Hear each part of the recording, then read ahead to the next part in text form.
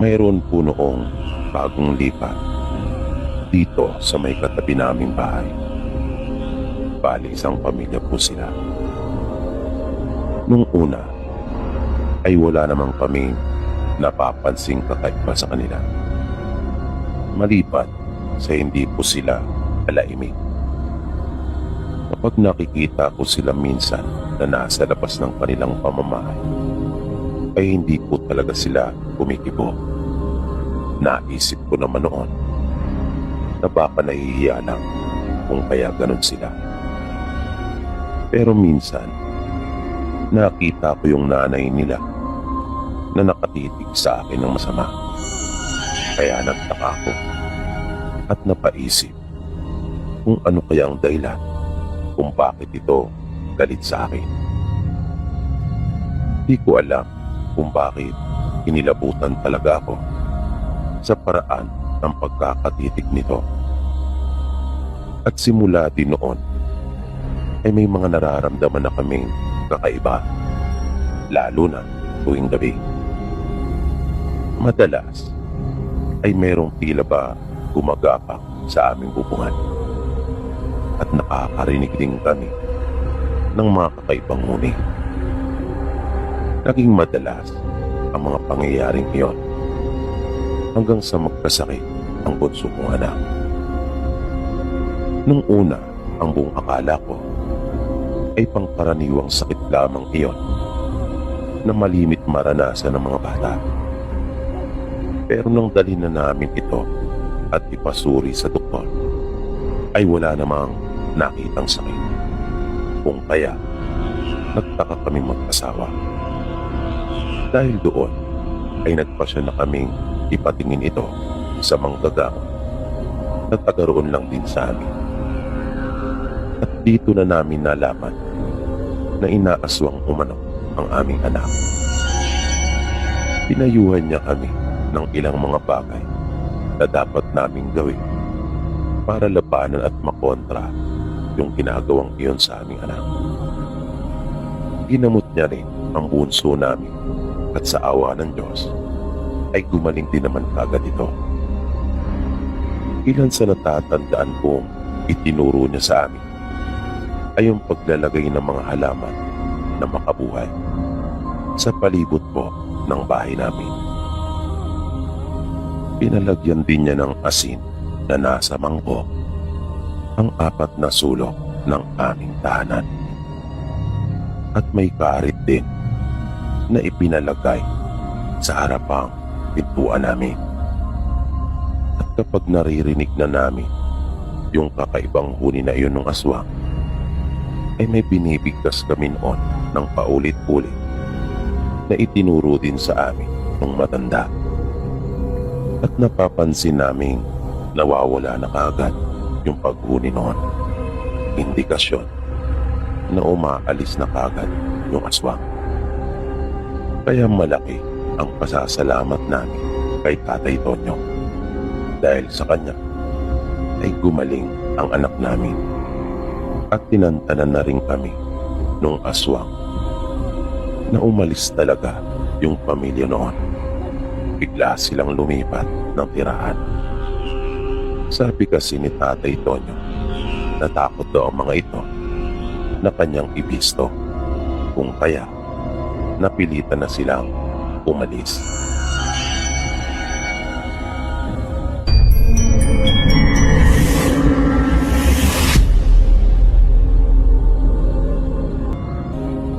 Nakakatakot po at talagang masasabi kong kakaiba yung kanyang naging karanasan.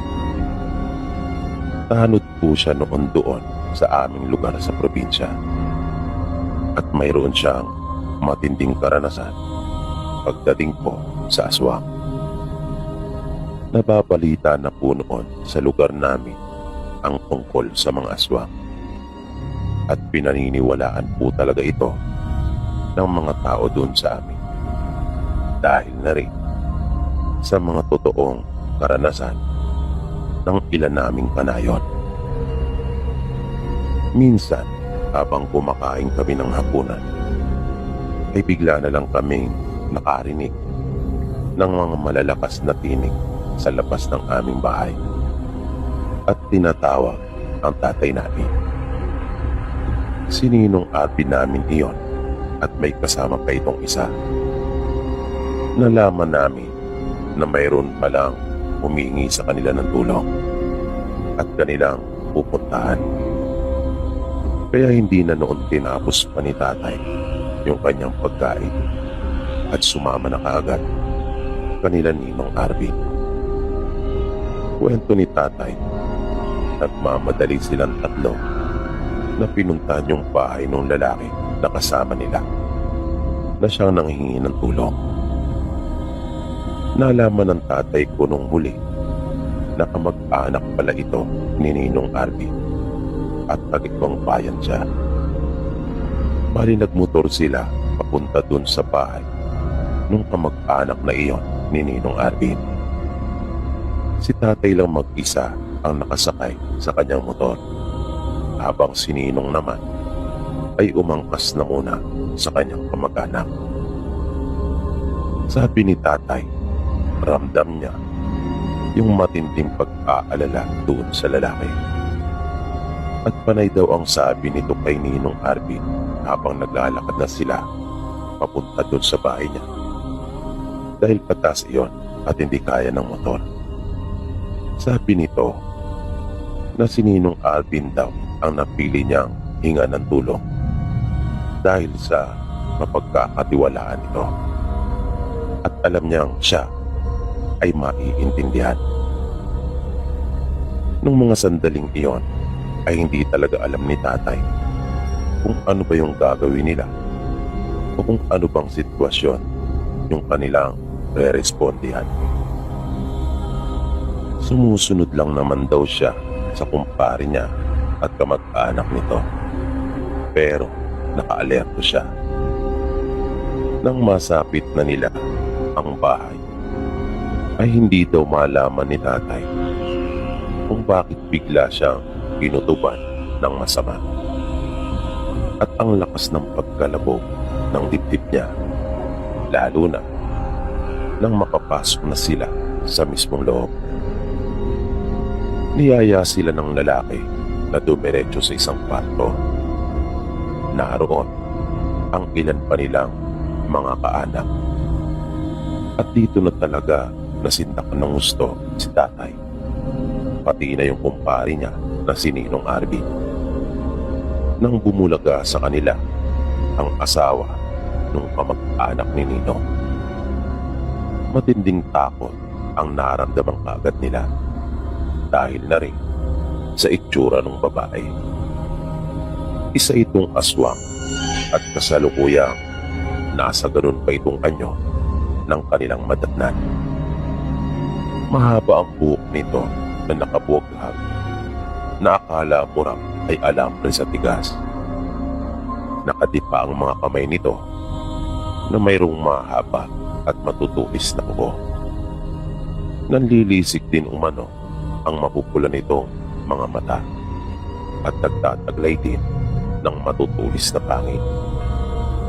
Humpa ang magkabila niyang pisngi na namumutla, pero nangingitim naman ang palibot ng kanyang dalawang mata. At ang ikinagulat talaga nila tatay ay mayroon itong malapad na pakpak. Nakatali ito ng lubid sa katre na natatalukpungan ng kumot ang kalahating bahagi ng katawan nito. Nagwawala ito nang makita sila, at nang hilahin ng lalaki yung kumot ay mas lalo pa silang nagimpan nang makita nila yung napakahabang sugat nito sa kanyang kauntihan.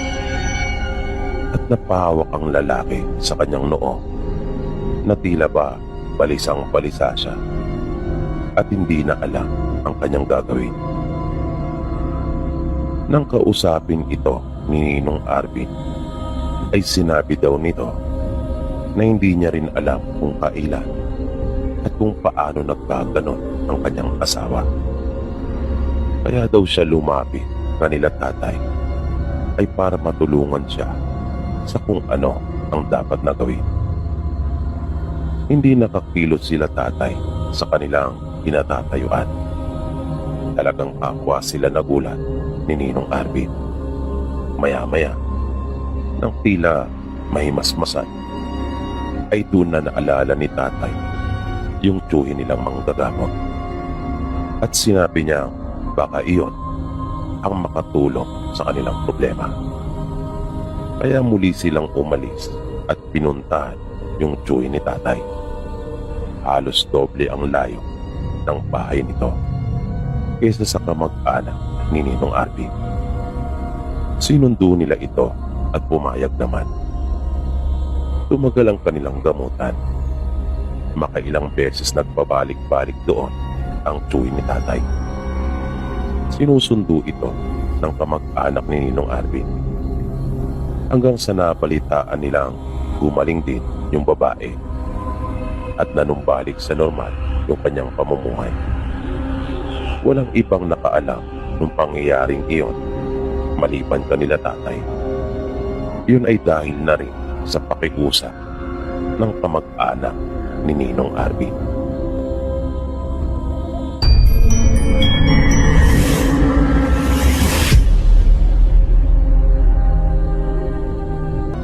Isa po ako security guard at nais ko pong ibahagi sa inyo yung ilan kong naging karanasan sa akin pong trabaho.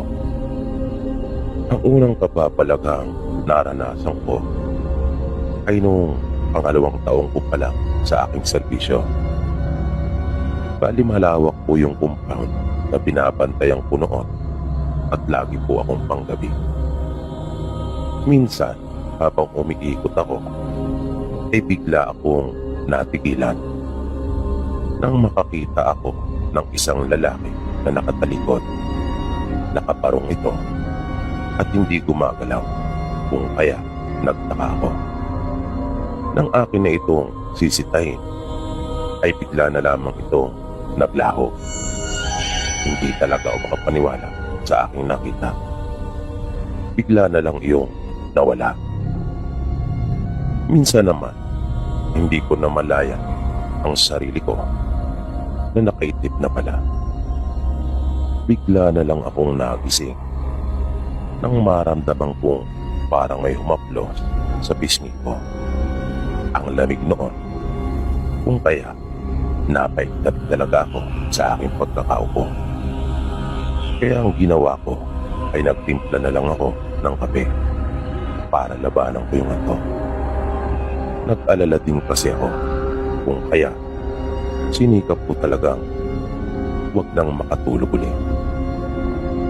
Nang malipat ako ng destino ay natuwa ako dahil sa wakas ay makakaiwas na ako sa mga pagpaparamdam sa dati kong pinapasukan. Pero nagkamali pala ako dahil parang sinusundan yata ako ng mga masasamang espiritu na yung nilipatan ko ay parang mas malala pa kaysa dun sa aking pinanggalingan. Dahil kahit anong pilit kong gawin na labanan yung antok, ay talagang nakakatulog ako. Hindi ko talaga maintindihan noong mga panahong iyon kung bakit ganon. Pakiramdam ko ay may kung anong masamang kapangyarihan na gumagawa noon para lagi akong antukin at makatulog. At kapag nakatulog na ako, lagi kong napapanaginipan yung mismong lugar na binabantayan ko.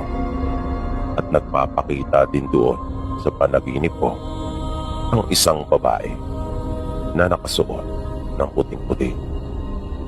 At bigla na lang akong magigising na para bang totoo talaga yung panaginip ko dahil may nararamdaman ako humahawak sa akin. At madalas din ako nakakarinig noon ng iyak ng isang babae. Nakakakilabot iyon. Minsan naman ay may bigla na lang akong maaalinagan na biglang may dumaan.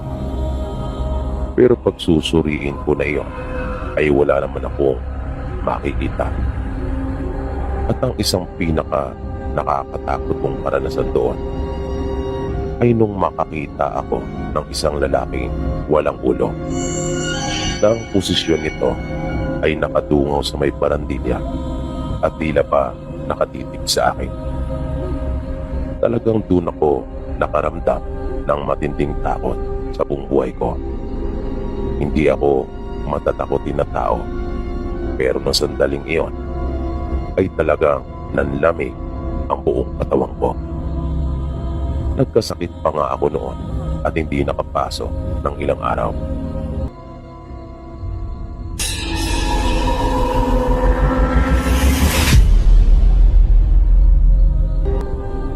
Napagpasyahan ko pong sumulat din sa inyo at ibahagi ang aking karanasan. Isang kababalaghang nangyari sa aking buhay na hindi ko po makakalimutan. Tawagin niyo na lang po ako sa pangalang Marie. Nangyari po itong karanasan ko nung ako'y mga 13 anyos pa lamang. Bali, 2 na ang kapatid ko noon. Ako po kasi ang panganay. Ang sumunod sa akin ay 10 taong gulang, habang yung bunso naman namin ay 5 taon pa lang. At dahil sa ako ang panganay, kung kaya ako ang siyang naaasahan ng nanay ko sa mga gawaing bahay. Ang tatay kasi namin noon ay nagtatrabaho sa Batangas bilang isang karpintero, kaya kami lang lagi ang nasa bahay. Minsan, ang mga alauna pasado ng tanghali ay may dumaan sa bahay namin na sa tingin ko ay mag-asawa. Nanawag sila at nagsabing makikiran lang. Kaya lumabas naman ako ng bahay para sawayin yung 2 aso namin. Pagkakita nila sa akin ay narinig kong nagtanong yung babae kung nasaan daw ang mga magulang namin. Inisip ko namang pabalat lamang iyon. Karaniwang pagtatanong lang na wala namang ibang dahilan. Kaya sumagot naman ako at sinabi kong wala at kami lamang magkakapatid ang nasa bahay. Nakiusap sila na kung maaari pa raw silang makiinom dahil sa mukha naman silang mabait. Kaya wala naman akong nakitang masama na hindi pagbigyan ang pakiusap nila. At saka naawa din ako sa kanila dahil sa mukhang malayo na ang kanilang nilakad. Bago ako tumalikod sa kanila para kumuha ng tubig, ay nakita kong papasok na sila ng aming bakuran. Kasalukuyan namang naglalaro noon ang 2 kong kapatid sa loob ng bahay. Naglabas ako ng isang pitcher ng tubig at baso. Nang makainom ay panayang pagpapasalamat nila sa akin at napatid daw ang kanilang uhaw. Pagkatapos noon ay lumabas na sila sa aming bakuran at nagpaalam na. Sinabi nilang sila ay tutuloy na. Kinagabihan nung araw ding iyon, pagkatapos naming kumain, habang tinutulungan ko si nanay sa pagliligpit sa kusina, ay narinig namin nagkahulang bigla ang aming mga alagang aso. Kaya agad kaming napasilip kung sino ang dumating.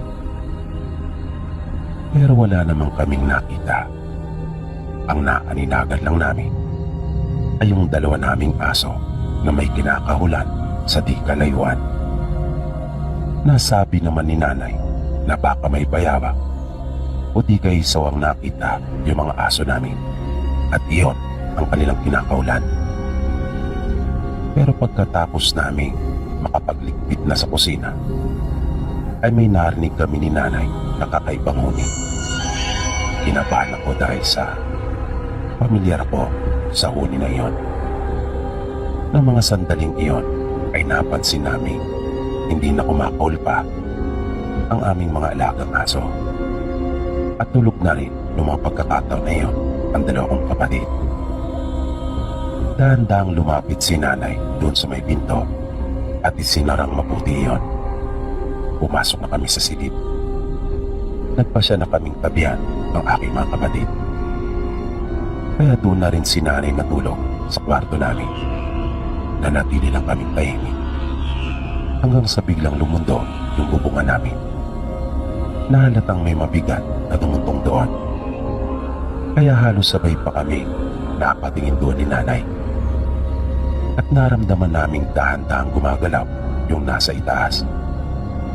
Nakita kong biglang tumayo si nanay at kinuha yung kawayan na ipinapangtungkod doon sa bintana. Matulis ang dulo noon, ngunit hindi sapat ang kanyang haba para umabot hanggang sa aming bubong. Naisip kong iyon marahil ang gagamitin ni nanay na kanyang armas kung sakaling pumasok ang aswang sa loob ng bahay namin. Pagkatapos noon ay ako naman ang tumayo at kinuha kong itak ni tatay. Pero hinayaan ko lang iyon na nakasuksok sa kanyang lalagyan. Pagbalik ko sa silid ay biglang nagsalita na si nanay sa malakas na tinig na sinasabi niyang kanyang nakikilala yung aswang. Sinabi pa niya na hindi kami natatakot dito. Pero patuloy naming nararamdaman iyon na nasa aming bubong. Makaraan ng ilang sandali ay bigla ko na lamang nararamdaman na sumakit ang aking sikmura, na napakasakit talaga noon at halos pamilipit na ako. Kinuha ni nanay yung kanyang pampahid at pinahiran ako. Mabilis na uminit iyon pero nagpatuloy ang sakit. Kaya muling nagsalita si nanay at kanyang pinagmumura yung aswang na naroon pa rin sa aming bubong. Kanya pa nga yung pinagbantaan na kapag may nangyari umano sa aking masama ay kanya itong susugurin sa bahay. Habang lumilipas ang bawat minuto ay mas tumitindi pa yung kirot na nararamdaman ko, hanggang sa nagulat na lamang ako nang sa pagmulat ng mga mata ko ay nakita ko yung mag-asawa na nakiinom sa akin ng tubig at naroon na sa tabi ko. Pagbaling ko ng tingin ay nakita kong naroon din ang nanay ko at yung dalawa kong kapatid. Umaga na pala. Sa sobrang sakit pala na naramdaman ko noong nagdaang gabi ay nawala na ako ng malay. Sinabi sa akin ni nanay na yung mag-asawa umano ang gumamot sa akin. Nang buong akala ko pa naman ay sila yung umaaswang sa akin. Nagkamali pala ako ng hinala. Sabi ni nanay, naggawa rin umano ng mag-asawa na mapalayas yung aswang noong nagdaang gabi. Bago pa sila umalis, ay binigyan nila ako ng pangontra para sa mga kulam at gayon din sa mga aswang. Binigyan din nila si nanay ng langis at doon pa nga sila sa amin na nanghalian noon at tapo na sila nang sa amin ay magpaalam. Panay pagpapasalamat namin sa kanila ni nanay. Nang umidad naman ako ng 17 ay napapasok ako bilang isang kasambahay doon malapit sa bayan. Natatandaan ko pa nga ang sweldo ko noon ay 1,200 lamang kada buwan. Pumayag na rin ako dahil sa naisip kong makakatulong na rin yun ng malaki sa amin. Pagkat kung aasahan lang kasi ang kinikita ni tatay noon ay kulang talaga. Dahil hindi naman ito ipinapadalang lahat sa nanay ko ang kanyang sweldo. Umiinom kasi ito ng alak at kung minsan pa nga ay nagpipiraos pa, sabi na rin ng kanyang mga katrabaho na tagaroon din sa amin. Maayos naman yung pagtrato sa akin nung mag-anak na napasukan ko. Mababait naman sila at hindi katulong ang pagtuturing sa akin. Pero hindi ko akalain na doon pala ako uli makakaranas ng tungkol sa mga kababalagan at aswang. Isang madaling araw iyon ang bigla na lang ako nagising dahil na rin sa mga malalakas na sigawan.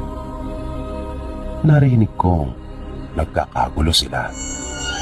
Kaya mabilis na akong bumangon upang alamin kung anong dahilan noon at kung ano rin ang maaari kong maitulong.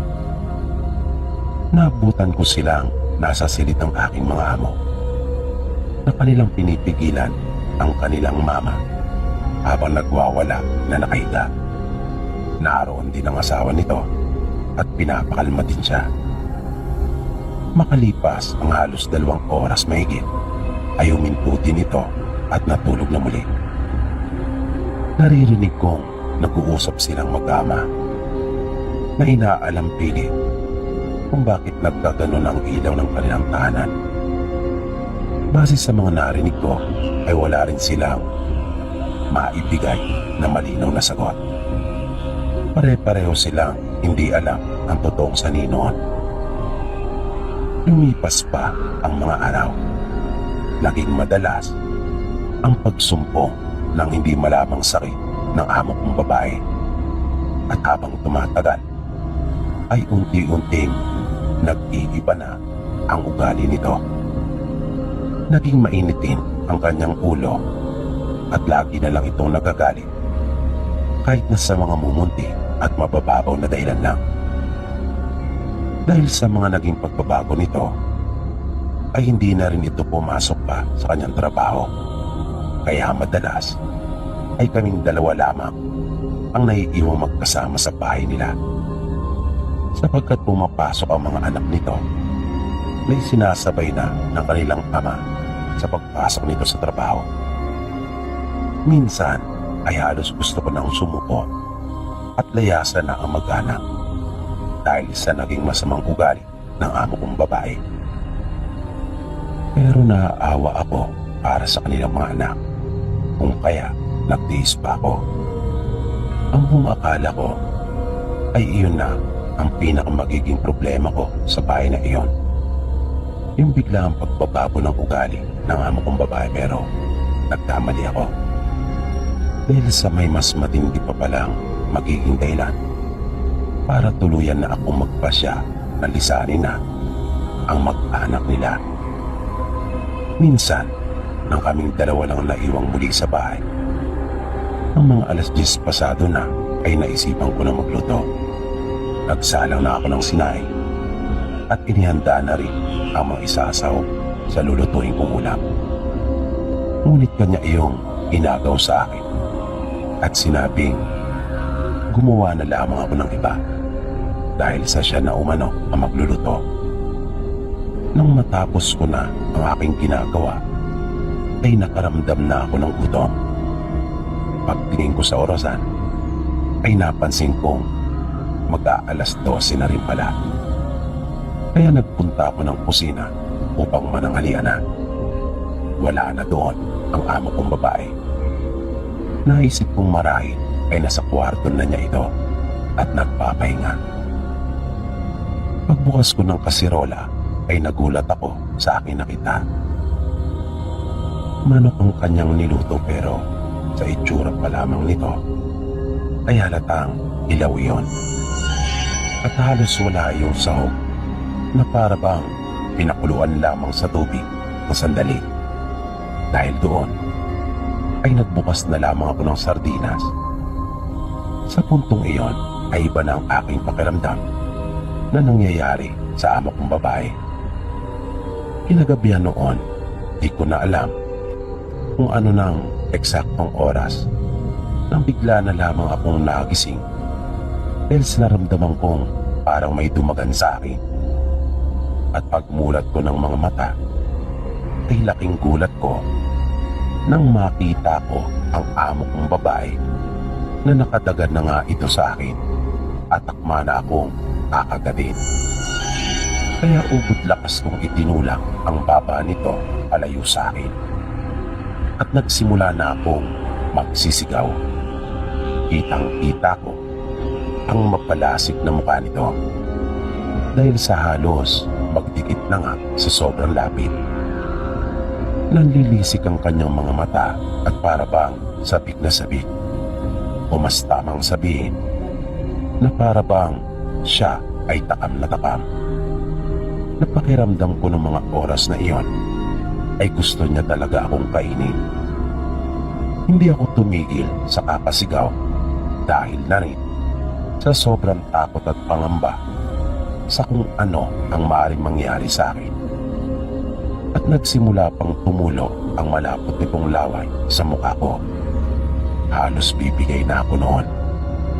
Lalong-lalo na ang mga nangangawit ko ng braso dahil sa kakapigil sa kanya. Napakalakas ng amo kong babae. Buti na nga lang rin at sanay ako sa hirap at mga gawain dun sa amin. Kung kaya, hindi niya rin ako mabasta-basta. At pakiramdam ko ay tila ba gumana yung pangontra na ibinigay sa akin ng mag-asawa. Nakakatakot talaga ang itsura niya. Doon ko napatunayan na totoo pala yung mga kwento sa akin ni tatay na nagtatayuan daw ang mga buhok ng aswang. Pagkat ganon ang nakita kong itsura ng amo kong babae. Mga ilang minuto rin kaming nasa ganong posisyon at sitwasyon hanggang sa nagdatingan na ang mga anak nila at kanyang asawa. Agad siyang pinagtulungang haplutin ng mga ito. Gulat na gulat sila sa kanilang naabutang tagpo. Hindi sila makapaniwala sa kanilang nasaksihan. Nang makabuelo na ako, ay tumulong na rin ako sa pagpigil sa kanya. Parang wala talaga ito sa kanyang katinoan. Nakakalain mo talagang nasisiraan na ito ng kanyang ulo. Pero hindi. Alam niya ang kanyang ginagawa na parang hindi niya lamang mapigilan at makontrol ang sarili. Itinali namin siya sa kanyang higaan at makaraan ng halos isang oras ay humupa din ito at kumalma. Ayaw ko mang gawin na iwan ang mag-anak nila, pero nung araw ding iyon ay nagpaalam na ako. Pinakiusapan ako ng amo kong lalaki na kung maaari ay dumuon pa ako ng kahit mga 3 araw pa. Pagkat kanya umanong ipapatingin sa manggagamot ang kanyang asawa. Dahil sa may nakapagsabi sa kanyang mga katrabaho na gano'n ang kanyang gawin. At nang ikalawang araw, simula na mangyari iyon, ay may dinala nga siyang manggagamot doon sa kanila. At nagulat pa ako at nasabing napakaliit talaga ng mundo. Pagkat ang nakita kong dinala niya sa kanila ay yung mag-asawang tumulong at nagpagaling din sa akin. At tulad ko, ay hindi rin nila ako nakalimutan. Ilang araw din silang nanatili sa bahay ng mga amo ko. Pero nauna na akong umalis sa kanila. Wala na akong balita pa tungkol sa kanila simula noon. Pero malakas naman ang paniniwala kong mapapagaling nila ang amo kong babae. Naging maganda naman ang lahat para sa akin makatapos ang paninilbihan ko sa mag-anak na iyon. Nang dahil sa tag-isang basong tubig na hiniling ng mag-asawa nang minsan silang mapadaan sa amin, ay nagkaroon ako ng isang napakagandang karanasan na hindi ko po makakalimutan.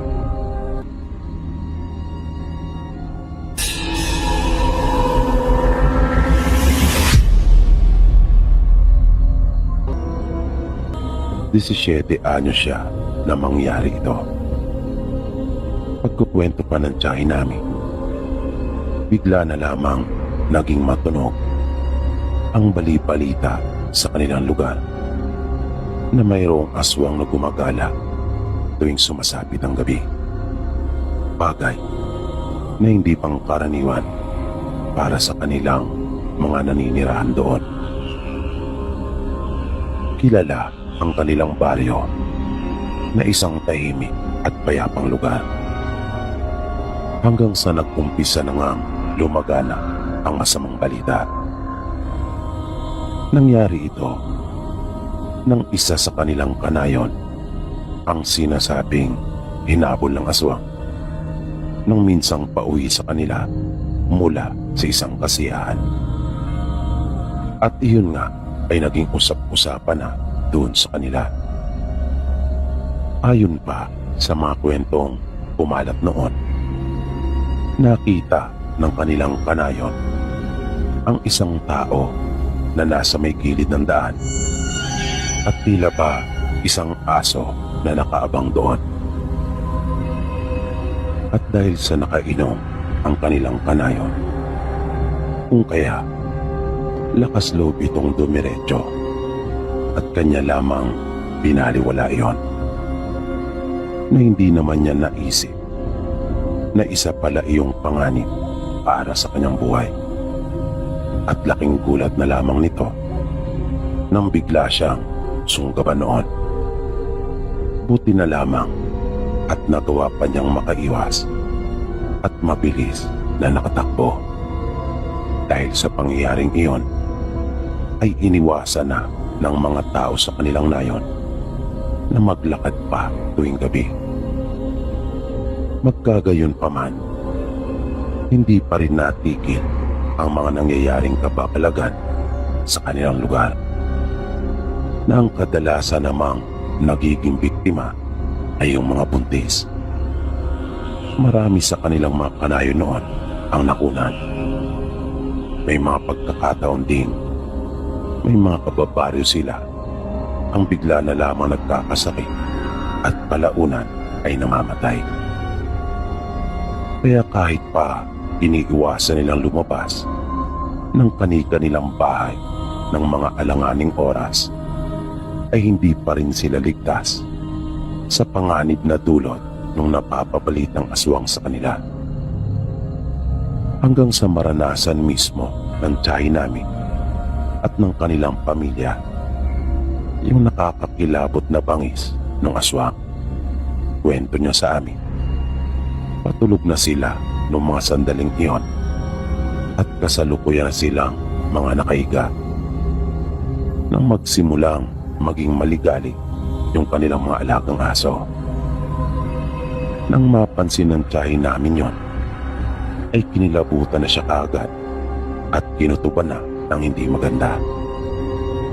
Narinig niya ang kanilang mga magulang na bumangon at inutusan silang kumuha ng mga bagakay na kanilang pinatulis.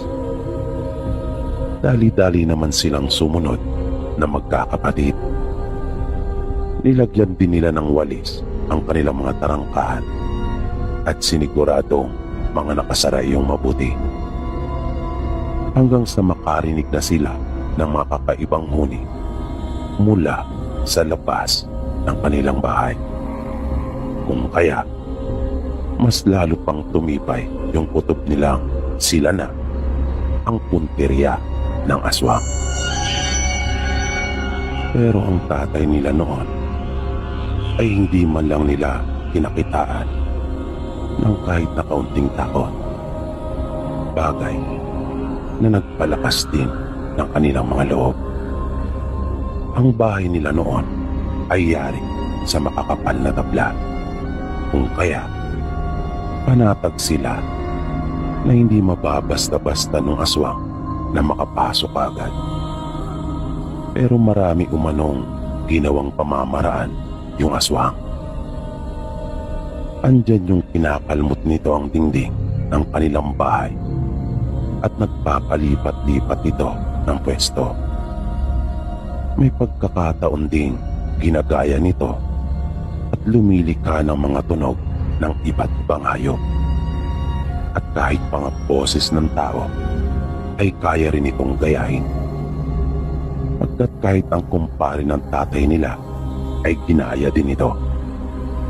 Namuntik pa nga silang maniwala. Buti na nga lang at nagkaroon agad sila ng pagdududa. Kaya hindi tuluyang lumabas ang kanilang ama.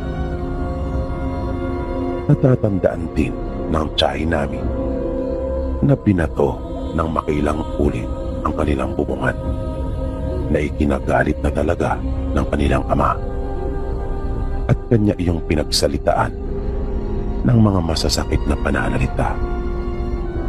Hinamon niya rin ito ng paulit-ulit at sinabihan ng duwag. At mas lalo naman itong nagalit at nagpilit na makapasok.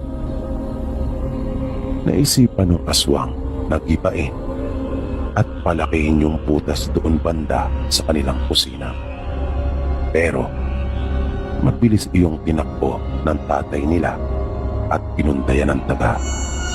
Sabi ng tiyahin namin, nakita pa nila ang mapupulang mga mata noon na tila ba nagbabaga talaga sa kadiliman ng gabi na bumabalot sa labas ng kanilang bahay.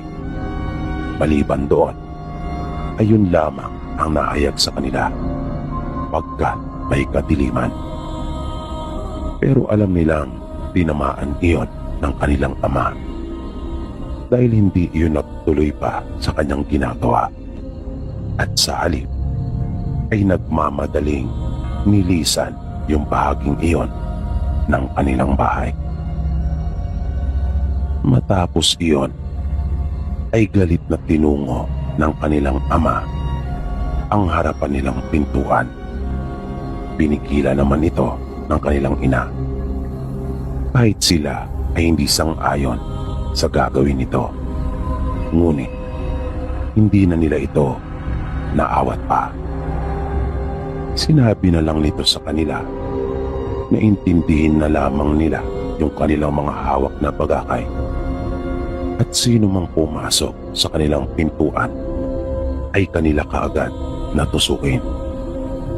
At binuksan na nga ng kanilang ama ang pinto. Nagtago naman sila sa magkabilang gilid at hinawakang mabuti yung kanilang mga pagakay. Muling hinamon ng kanilang ama yung aswang at sinabihang magpakita. At kung talagang matapang umano ito, ay kanya siyang harapin. Hanggang sa nakita nilang sumisenyas yung kanilang ama na inaaya at sinasabihan yung kanyang kausap na sugurin siya. Kitang-kita nila ang matinding galit sa mukha ng kanilang ama. Walang tigil nitong minumura yung kanyang kausap. Kaya kinilabutan ng gusto ang tiyahin namin dahil naisip niyang sa paraan ng pakikipag-usap ng kanilang ama ay tila ba ilang hakbang lamang ang layo ng aswang sa kanila. Nagkatinginan silang magkakapatid, pati na ng kanilang nanay. Inihanda nila ang mga sarili. Matinding kaba na ang nararamdaman nila nung mga oras na iyon, kwento ng tiyahin namin. Dahil naisip nilang anumang oras ay maaari na iyong sumugod at sunggaban ang kanilang ama. Pero makaraan pa ang ilang sandali ay narinig nila ang kanilang ama na tinutuya yung aswang at sinasabihan ng duwag at walang kwenta. Palatandaan iyon na hindi nadaig yung tinatawag na udom ni tatay ng aswang. At kusa na ring umalis yung aswang. At doon palang umano sila nakahinga ng maluwag. Pero ang hindi nila alam ay mas malala pa pala ang kanilang sunod na mararanasan. Dahil ng sumunod na gabi ay hindi lamang isa ang sumugod sa kanila. Tila isang buong angkan ang dumagsak sa lupang kanilang nasasakupan. Nasabi pa nga ng tiyahin namin, aakalain mo raw talaga na sila ay magpapaani.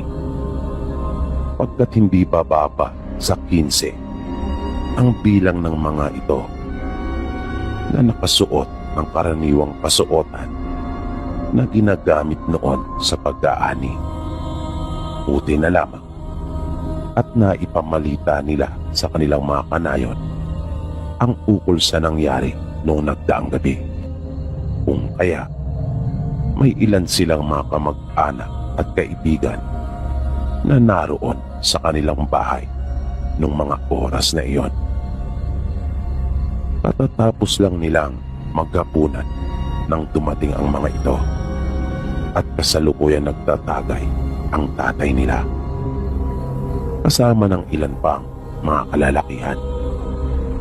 Kaya nang mapansin nila ang pagdating ng mga ito, ay napatayo silang bigla at mabilis na hinagilap ang kanilang mga itak.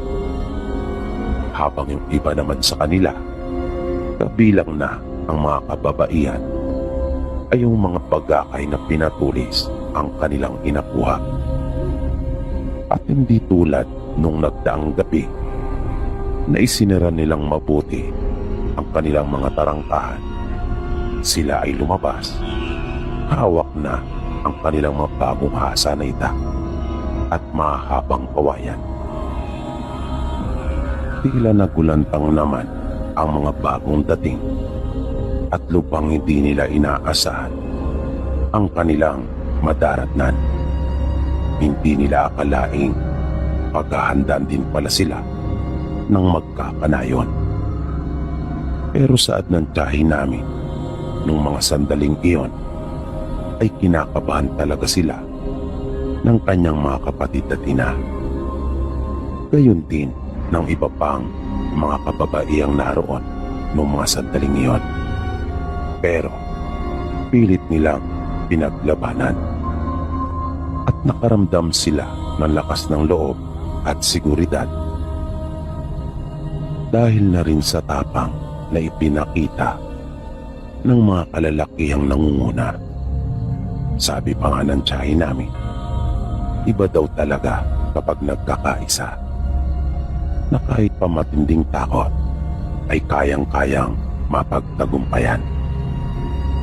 Noong mga pagkakataon na iyon, ay wala umanong nangyaring pag-uusap. Tanging pagpapakiramdaman lamang umano, na tila ba naghihintay kung sino ang unang gagawa ng hakbang. Pag-aamin pa ng tiyahin namin, nakakatakot daw talaga yung mga ayos at itsura nila. Pero paglilinaw niya, mga nasaan yung tao naman silang lahat. Yun nga lang, kakaiba talaga yung pagkamabalasik ng kanilang mga mukha at kapansin-pansin din yung bahagyang pagbabago ng mga iyon. At may hawak-hawak din ang iba sa kanila na mga itak. Makalipas ang ilan pang minutong pagpapakiramdaman, ay nakita na lang nilang unti-unti nang umatras at nag-alisan ang mga ito. Bagay na ikinatuwa naman umano ng tiyahin namin at ng iba pang naroon. Pagkat hindi natuloy yung napakalaking gulo sa pagitan nila, dahil kung nagkataon ay siguradong marami ang mamamatay. Ilang gabi pa silang sinamahan ng kanilang mga kamag-anak at kanayon, dahil naisip nilang baka muli pang bumalik ang mga ito. Pero sa kabutihang palad ay hindi na nila nakita pa kahit ang anino ng mga ito. At tuluyan na ring natigil yung mga kababalagang minsan ang bumalot sa kanilang nayon. Paniwala ng marami sa kanila, ang mga iyon ay walang permanenteng tirahan at mga nagpapalipat-lipat lamang. At sa kanilang palagay, nung mga panahong iyon ay lumipat na uli ang mga ito sa ibang lugar. Dahil sa natigil na yung mga biglaang pagkakasakit at pagkamatay sa kanilang baryo. Ganon din yung malimit na pagkakunan ng mga buntis sa kanilang nayon.